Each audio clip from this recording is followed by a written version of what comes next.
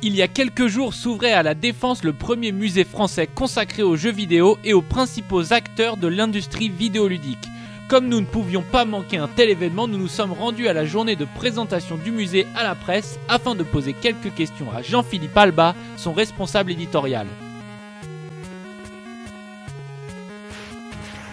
Parce qu'en 2010, il était temps qu'il y ait un musée du jeu vidéo en France. En plus, ça existe en Allemagne. En Angleterre, il y avait une exposition, c'était pas un musée, mais qui a duré longtemps, qui s'appelait Gammon, qui était de très très bonne facture. À New York, aux États-Unis, il y a un musée national du jeu vidéo avec plus de 15 000 pièces présentées. Voilà, la France est un pays qui a participé à l'évolution et qui continue de le faire d'ailleurs, à l'évolution du secteur et de l'industrie avec des studios de très grande qualité, des éditeurs qui sont parmi les premiers éditeurs mondiaux, des formations aussi, des écoles qui sont parmi les meilleures formations au monde pour un étudiant. Être en France, ça permet d'acquérir de très très bonnes connaissances pour rentrer dans l'industrie du jeu vidéo. Donc ça nous semblait important qu'il y ait un musée du jeu vidéo en France en 2010. On pense que ça répond à un réel manque et à une réelle demande de la part des joueurs et du grand public. Et pourquoi un jeu vidéo aussi? Parce que le jeu vidéo a maintenant 40 ans, qu'on est à la deuxième ou troisième génération de joueurs et que du coup on peut raconter des histoires et que ces joueurs qui ont maintenant 30, 40 ou 50 ans sont parents et on se rend compte qu'ils continuent de jouer. Le jeu vidéo était présenté dans les années 80 ou 90 comme un phénomène de mode générationnel.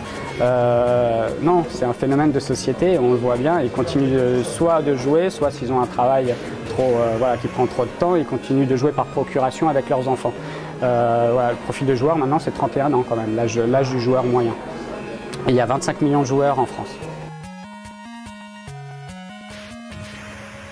Il s'adresse aux familles, il s'adresse aux parents justement qui ont peut-être joué à l'époque et qui ont été souvent décriés ou montrés comme des adolescents boutonneux qui s'abrutissaient à jouer à des jeux vidéo et en fait non, quand on joue aux jeux vidéo on peut aussi se cultiver et donc à ces mêmes parents qui ont maintenant des enfants et qui peuvent venir au musée et leur présenter, montrer à leurs enfants les jeux auxquels ils jouaient à l'époque. Ceci dit, c'est aussi bien pour le grand public que pour les gamers aussi parce qu'il y a des pièces de collection assez rares que les joueurs avertis seront contents de retrouver.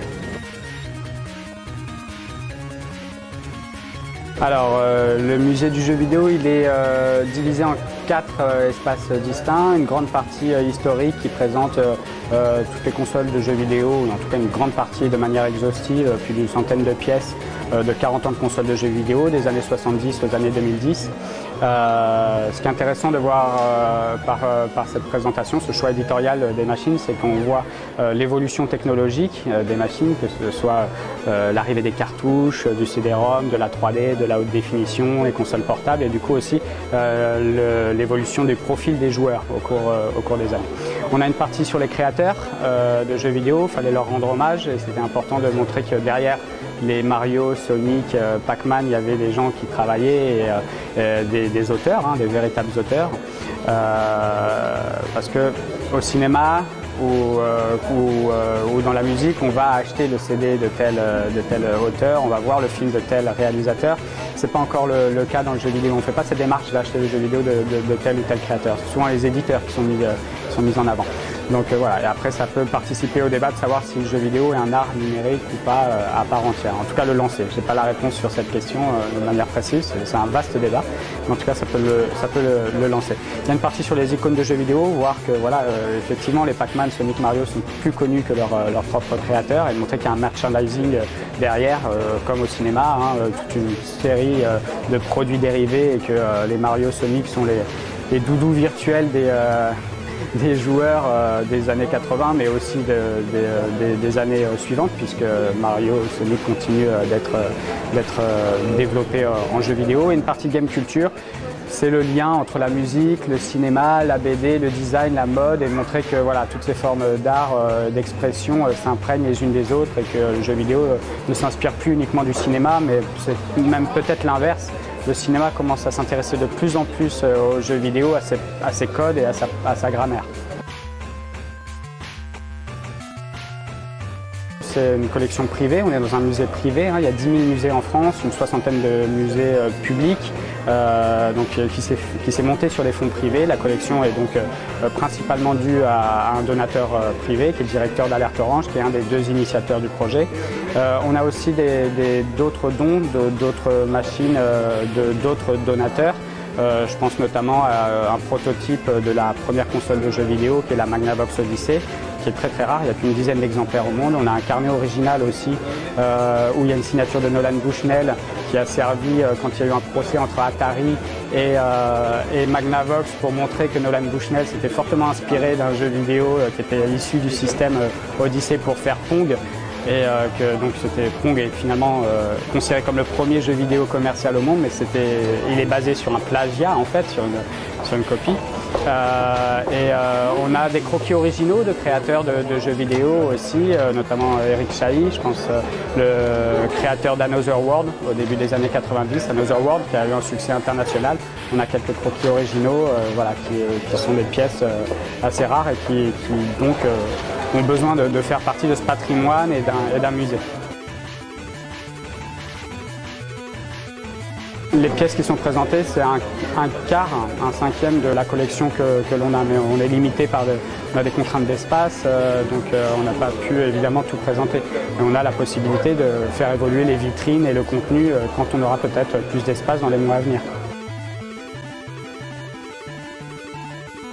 Principalement à 90%, c'est uniquement sur des fonds privés, donc Alerte Orange et le Toit de la Grande Arche qui sont mis en commun pour pouvoir faire le montage financier. Et on a aussi une enveloppe du ministère de la Culture et de la Communication qui nous ont suivis dans ce projet. C'est une réponse en fait à un appel à projet pour services culturels numériques innovants. Voilà, c'était l'intitulé de l'appel à projet et qui nous a permis d'obtenir une enveloppe de 20 000 € pour présenter des outils technologiques dans ce musée un peu plus innovants. Donc on a une table tactile, un écran tactile un peu à la Minority Report. Heureusement, ça marche pas aussi bien que Minority Report parce que Minority Report, il y a de la post-production dans le film. Là, voilà, sur l'écran, ça fonctionne pas aussi bien, mais qui permet de se balader dans du contenu très exhaustif. On peut retrouver des publicités d'époque, que ce soit de print ou de la vidéo. On peut retrouver tous les game footage d'une cinquantaine de consoles, des fiches techniques de 90 consoles superstars, créateurs de jeux vidéo. Donc il y a vraiment de quoi faire pour se cultiver. Et il y a un hologramme aussi qui permet de voir quelques créations en 3D.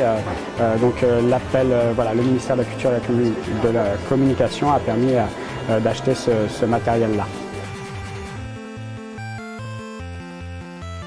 Le musée du jeu vidéo, c'est pour nous qu'une première étape.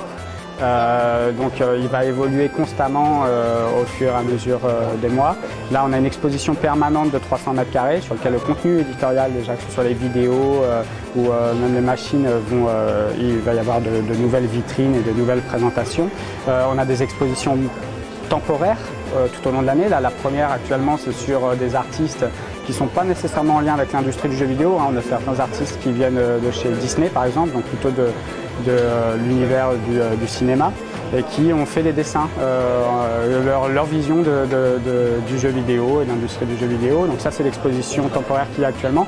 On a 4 dates au cours de l'année, donc en gros une tous les 3 mois sur des thématiques différentes. Ça peut être la création dans le jeu vidéo, présenter les formations qu'il y a en France, les studios, les éditeurs. Pour les étudiants, ça nous semble intéressant. À la journée du patrimoine, il y aura probablement aussi un événementiel, une ouverture publique avec des thématiques différentes. Après, je dis n'importe quoi, c'est pas arrêté, mais par exemple la sortie de Tron à la fin de l'année pourrait très bien permettre de faire un événementiel sur le cinéma et le jeu vidéo, les liens qu'il y a entre le cinéma et le jeu vidéo, les mondes virtuels. Voilà, ça c'est le genre de thématique qu'on va faire tout au long de l'année pour l'évolution.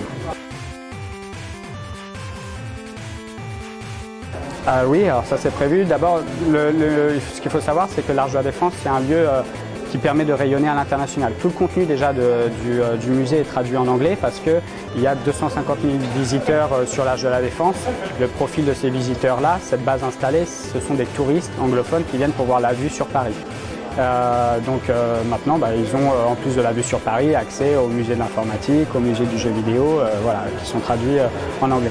Un rayonnement à l'international, oui, parce que et on est en train déjà d'y travailler avec les États-Unis et avec le Japon, parce que c'est un monument que les interlocuteurs qu'on aura dans ces pays connaissent.